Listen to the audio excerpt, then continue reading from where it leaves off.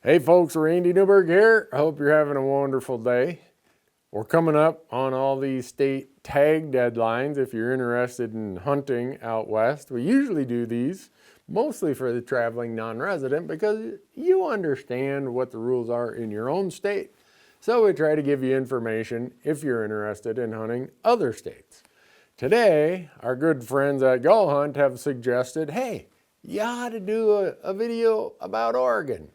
Like, well, we get a lot of questions about that, but it doesn't represent real high value. It's kind of in the Nevada-Utah category, but yeah, what the heck, let's do it. So, our good friends at Go Hunt, if you sign up for their insider, they got a lot of details on Oregon. I'm going to give you the brief version of Oregon because it's a pretty complicated state. So go to Go Hunt, sign up for their insider and use promo code Randy. They'll give you a $50 gift card. Well, not a gift card. They'll give you $50 of credit in their gear shop. We'll give you the Fresh Tracks Plus 1-year annual subscription and the elk hunting e-guide. What do we always talk about? The deadline, right? Your deadline in Oregon is May 15th, 2025.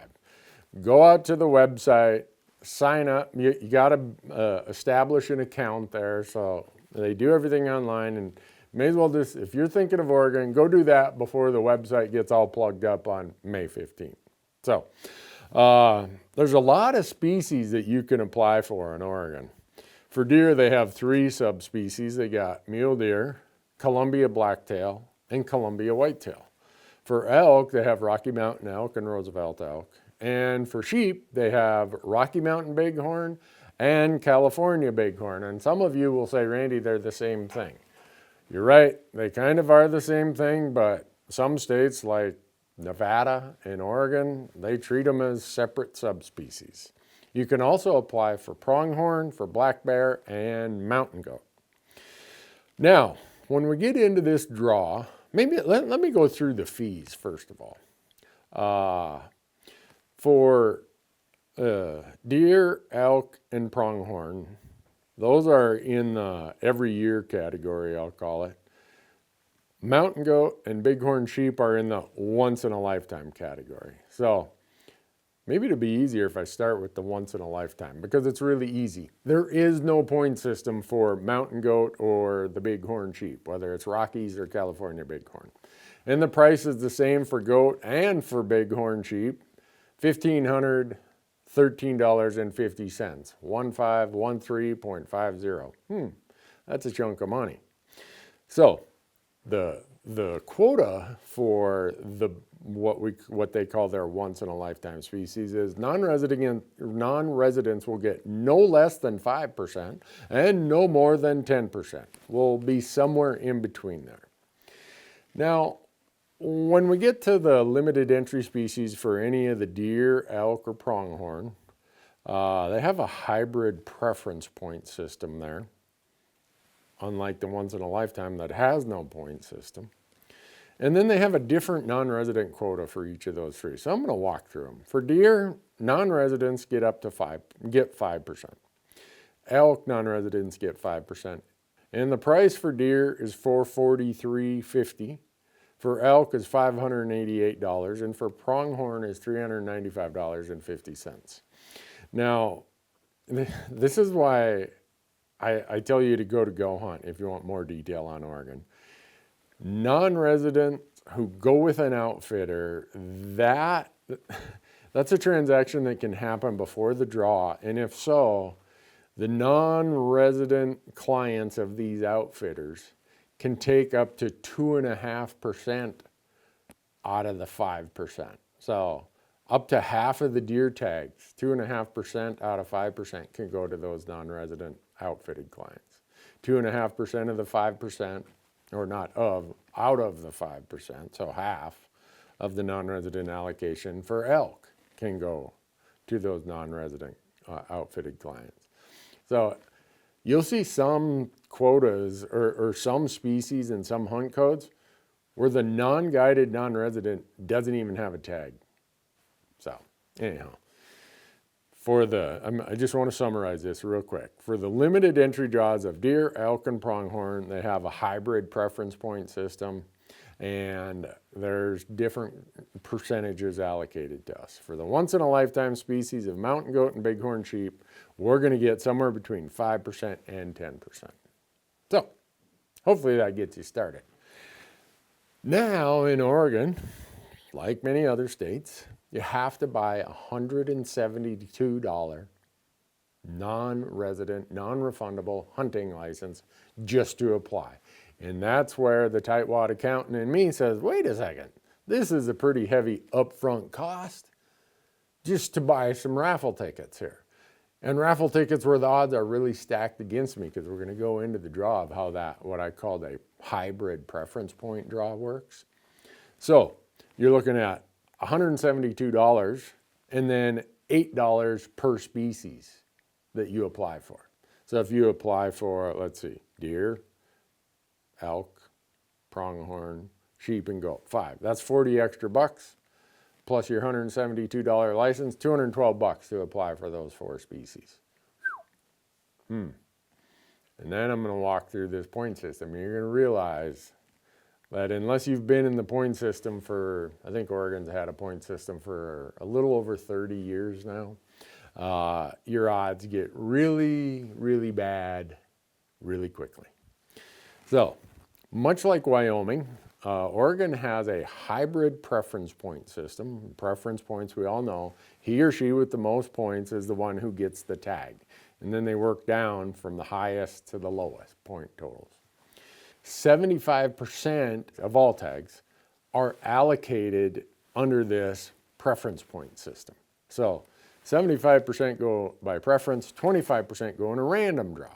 So I'm going to walk you through how this Oregon 75-25 split works and why it can be so difficult for a non-resident to draw a random tag in Oregon. So bear with me as I walk through this. It's more complicated than what Wyoming does with their 75-25 split or what Arizona does with their 80-20 split. So what I've drawn on the board here is an example for Oregon. Let's say it's a hunt code that has 100 tags, and it's for a species that has a 5% non-resident quota.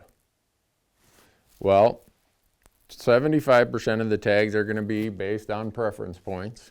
25% of the tags are going to be random, based on this whole seeding process they have. Well, we go 75% of 100, 75 tags here. We got 25 tags here. But this is the weird part about Oregon and how their non-resident quota works. We know we got a 5% non-resident quota, so that's a max of 5, is the maximum number of non-resident tags. Well, in Wyoming, you know you're going to get some non-resident tags in both the preference point and the random. In Arizona, this is 80-20. You know you're going to get at least half of the non-resident quota in the other part of the draw. Let's walk through this as the example. Of these 75 tags, let's say it's Mount Emily. Might even take more than this for elk in Mount Emily. I'm just using a high demand hunt. Let's say there's one non-resident with 25 points. Boom, they get a tag. They're the highest non-resident, or highest of residents and non-residents. And there's 4 non-residents in the 24-point pool. Boom, that gets 4 of the non-resident tags.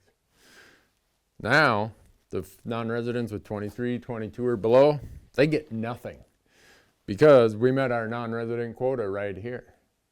Well, now we move over here in the second part of the draw, the random draw, and the entire non-resident quota has already been filled. Whether it's because of these people or maybe it's because an outfitter client took one of them, there's 0 remaining tags in the random draw.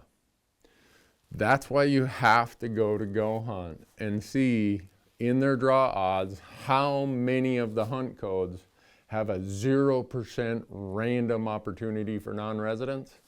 It's because the entire non-resident quota gets filled here in the first part of the draw, the 75%.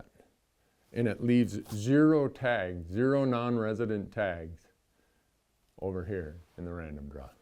And I used a 5%. You know, some of them have a 3% non-resident quota. Same math, same methodology applies.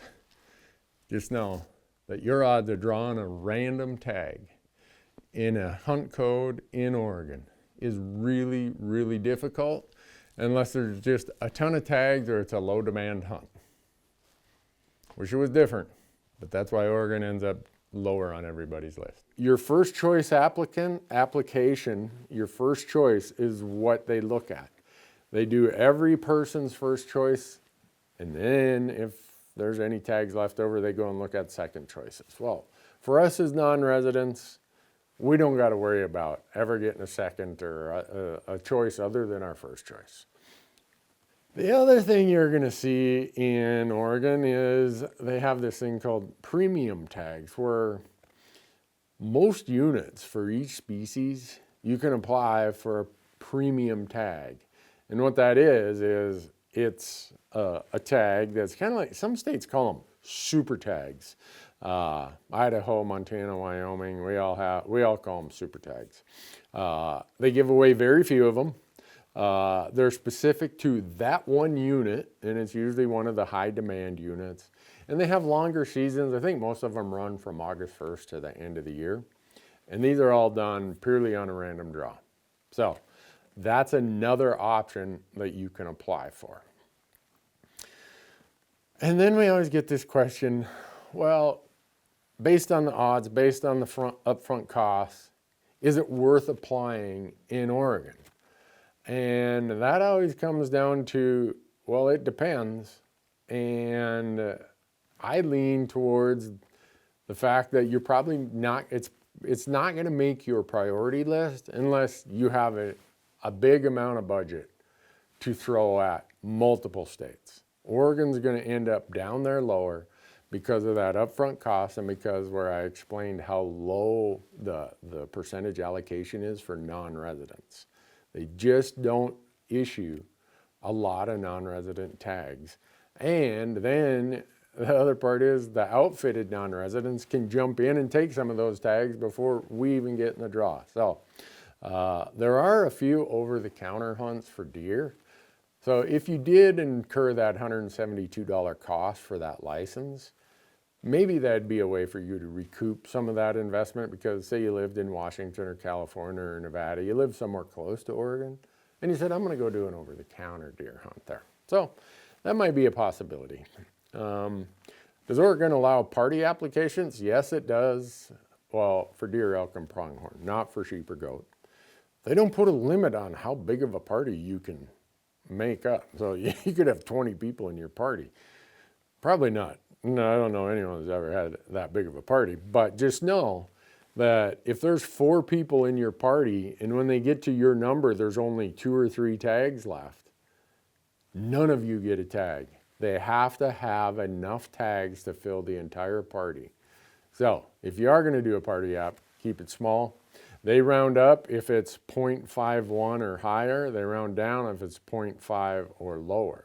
So some states round up at 0.5 when you average your points. In Oregon, they round up if you get to 0.51. So know that. We always get people ask questions about youth hunters. Oregon has a lot of youth hunting opportunity, but it's really complicated. They have many options, and that's great to see. I just tell you, go and make sure you read the regulations.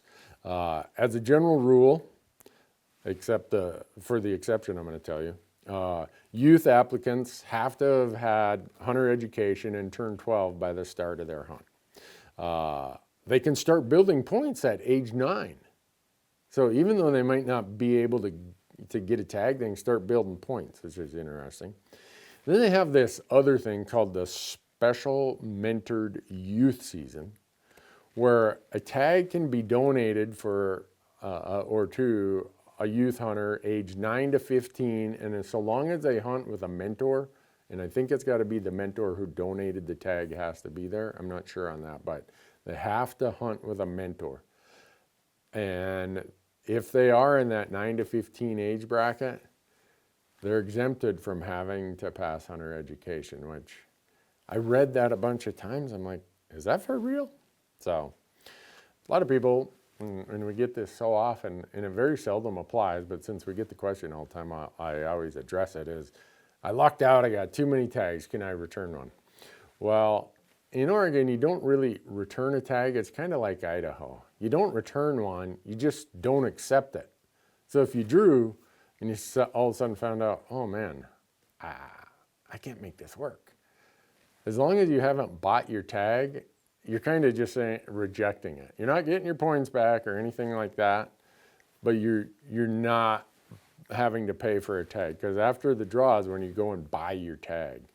And if you go and buy it, you have to buy it at least 1 day before the earliest part of your hunting dates. If not, you're giving up that tag. So it's kind of a, I don't know if you'd call it sideways, backdoor way of returning a tag, or at least not accepting a tag. So from all of this, what's that tell you? Well, if you have budget, Oregon might be a justification for your money. But don't burn your budget on Oregon at the expense of some other state, okay?